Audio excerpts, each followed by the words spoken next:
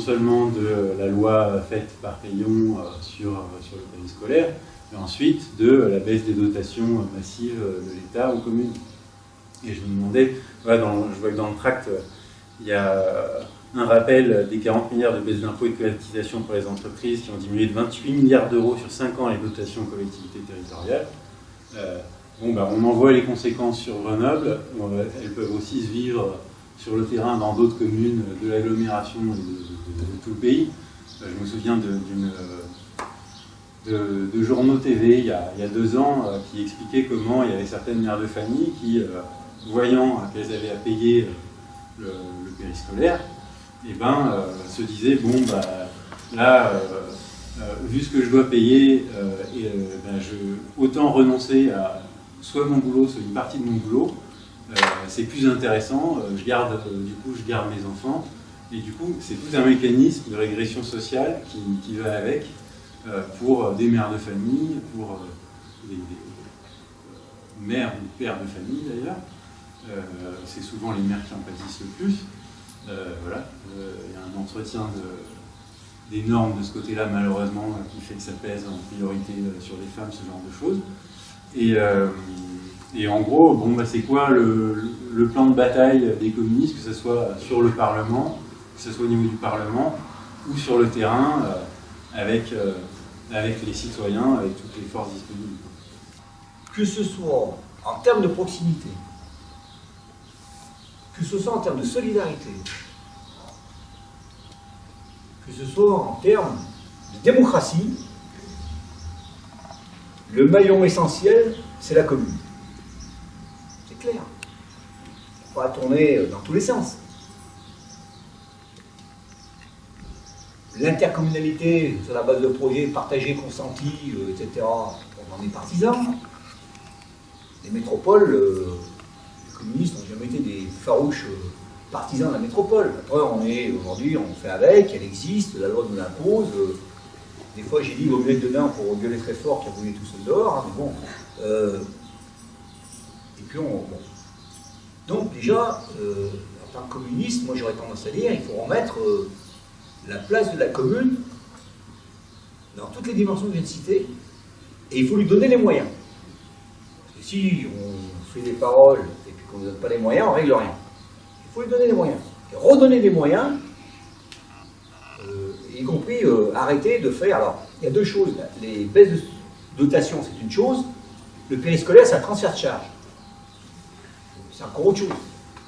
Alors, on pourrait dire, dans la fameuse décentralisation, on transfère le périscolaire parce que les municipalités, les communes, elles ont en charge le scolaire, enfin les scolaires avec les écoles, mais c'est pas l'éducation, mais on est quand même l'entretien des écoles, on s'occupe de nos enfants, la restauration scolaire, etc.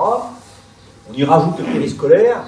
Bon, on peut dire, si on considère que c'est un complément et un tout, c'est peut-être pas déconnant. Pas à l'aune de la déstructuration de l'enfant, etc., mais à l'aune du raisonnement. Ce qui est déconnant, c'est de dire, je vous refile le truc et je ne vous donne pas 1 euro. Démerdez-vous. Donc c'est en plus de la baisse des dotations. Et ça devient tellement déconnant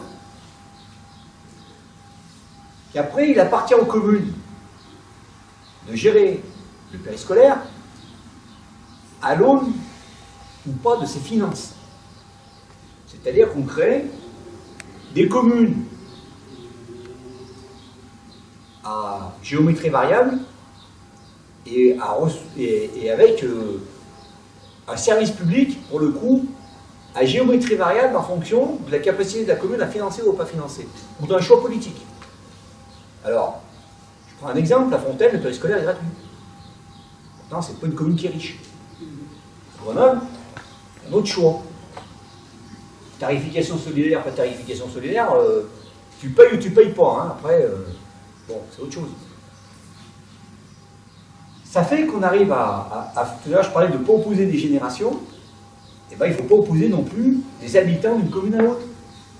Et c'est ça qui est en train de se fabriquer avec les gouvernants successifs. Là, ils ont fabriqué des services publics ou parapublics ou de complémentarité à géométrie variable, à contenu différent et à prix différents, pour un même objet, et une même finalité au départ, c'est quand même le bien-être de l'enfant.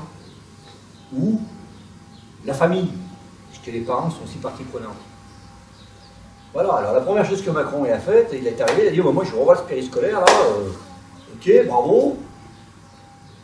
1 an et demi de discussion avec les parents, le monde de l'enseignement, avec les associations qui viennent faire, parce que le périscolaire a du bon aussi, hein, au-delà du fait que l'enfant, il faut un moment qu'il puisse rien foutre, hein, ça c'est important, puisqu'il puisse vivre sa vie tranquille, sans qu'on emmerde.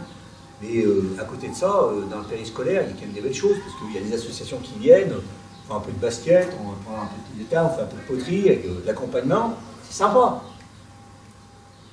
Mais pareil, c'est la géométrie variable. Il y a des écoles qui le font, il y a des villes qui le font, il y a des villes qui ne le font pas. Les enfants, ben, d'un côté c'est bien, voilà. Et puis à côté de ça, il y a des familles. Donc nous, on a mis 1 an et demi à Fontaine avant de se lancer dans le périscolaire, nouvelle formule. 1 an et demi de négociation, de discussion. Aujourd'hui, on nous dit, il faut plier le dossier, 1 an et demi de discussion, ça ne sert à rien, on repart à zéro. Hop, on remet du 4 jours au lieu du 5 jours, enfin on fait un peu la sauce, et puis à l'une des communes, chacun fait un peu comme il veut, et puis à la sortie, c'est le grand n'importe quoi. Et à la sortie, ce sont les enfants qui trinquent, et les familles.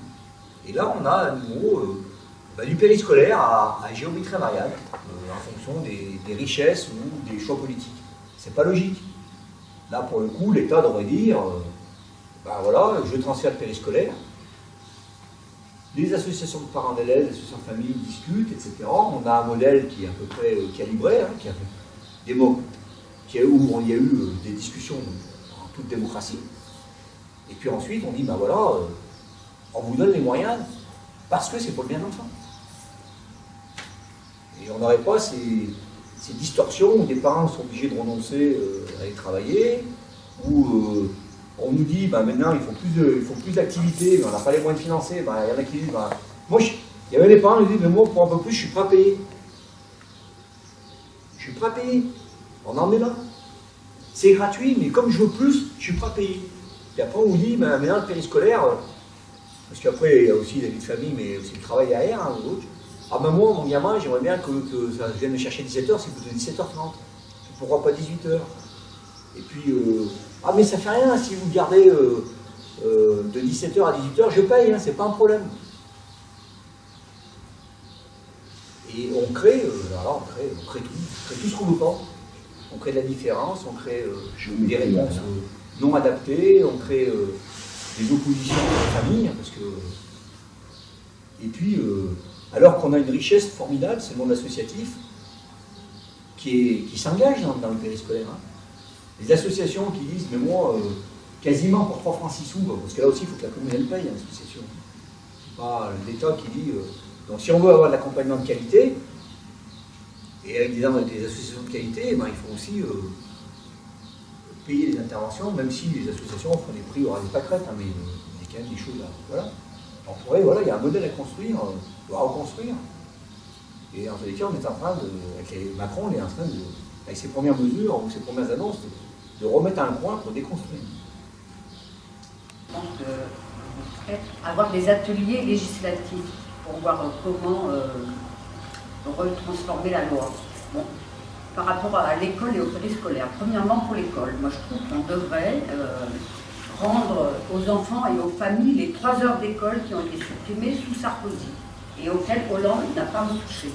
Bon, après, le périscolaire, bon, c'est un droit, c'est aussi un droit en dehors du droit à l'éducation à l'école, un droit au loisir, à la culture, et ça devrait être un service public décentralisé avec les moyens qui vont avec, et avec l'égalité sur le territoire. Enfin, moi je trouve que c'est en termes de droit qu'on raisonne en tant que communiste, parce que c'est le droit à l'école, au loisir, avec les moyens qui vont avec, et qui doivent être à égalité sur tout le territoire. Mais il y a eu une telle dégradation là, les gens maintenant sont prêts à payer pour des choses qui devraient couler de source, quoi. Donc j'espère qu'on aura, enfin, on l'avait déjà proposé, Chassaigne l'avait proposé de faire des ateliers législatifs pour transformer la loi. Parce que là il y a un retard, c'est une dégradation, c'est terrible, mais même l'école, elle est plus publique, gratuite et laïque, parce que tout est à payer maintenant. Les sorties, par exemple, on demande aux parents de payer des sorties. Bon, maintenant, le périscolaire à Grenoble, la tarification, il n'y a rien de plus injuste que la tarification, comment ça s'appelle, sociale, hein, solidaire, oui, qu'elle soit pour les transports, pour le périscolaire. Et ça, on rentre en plein dans le système réformiste, c'est peut-être un gros mot, mais libéral. Enfin, c'est tout payé. Et pour revenir, nous, on est pour le droit à l'école, à la culture, aux loisirs, au transport, à la mobilité et à vivre mieux ensemble. Quand on parle de forces de proposition, il faudrait à un moment qu'un grand référendum, on demande aux Françaises et aux Français qu'est-ce qu'ils veulent qu'il soit gratuit, à un coût moins gratuit et peut-être payant. Donc on commence déjà à avoir un échange, un débat au niveau national. Je suis certain que les sujets de cette nature, ils vont ressortir. La gratuité des transports, je crois qu'il y a... Je ne sais pas si en France, il n'y a pas des millions et des millions de personnes qui aspirent à ça. Alors pour le coup, sur un débat, un référendum national sur qu'est-ce qu'on doit avoir gratuit, après, il appartiendra au gouvernement, aux législateurs et puis aux députés de flécher ce qui doit être gratuit. Et l'école, ça doit être, enfin l'école doit rester gratuite et tout ce qui va avec. Parce que le toujours plus, c'est toujours les mêmes, hein, de toute façon. Quand moi, les familles qui me disent on peut payer plus, alors c'est pas forcément des familles qui sont aisées. Hein. Vous comprenez bien, c'est pas forcément les plus riches qui disent ça. Hein. Parce que les familles qui sont aisées, en général, les gamins périscolaires, elles les laissent, mais pas trop. Hein, c'est pas, voilà. Mais c'est des familles qui ont le choix que tu citais tout à l'heure, et qui disent, mais moi, si je dois faire 2 heures de boulot, parce qu'il me manque une demi-heure périscolaire, ou je dois faire une heure et demie de boulot, bah, je préfère payer ma demi-heure périscolaire. Alors après, c'est plus vraiment une périscolaire, ça se tourne un peu à la gaberie, hein, mais bon, il faut qu'on se comprenne aussi. Plutôt que de... Il y en a qui font ce choix-là, hein, il y en a qui font le choix de se dire, ben, c'est tellement cher que pour le coup, je préfère garder mon enfant. Mais là, pour Fontaine, c'est gratuit. Donc on a le phénomène inverse, c'est-à-dire je suis prêt à payer pour que j'ai un peu plus de périscolaire. Hein, voilà.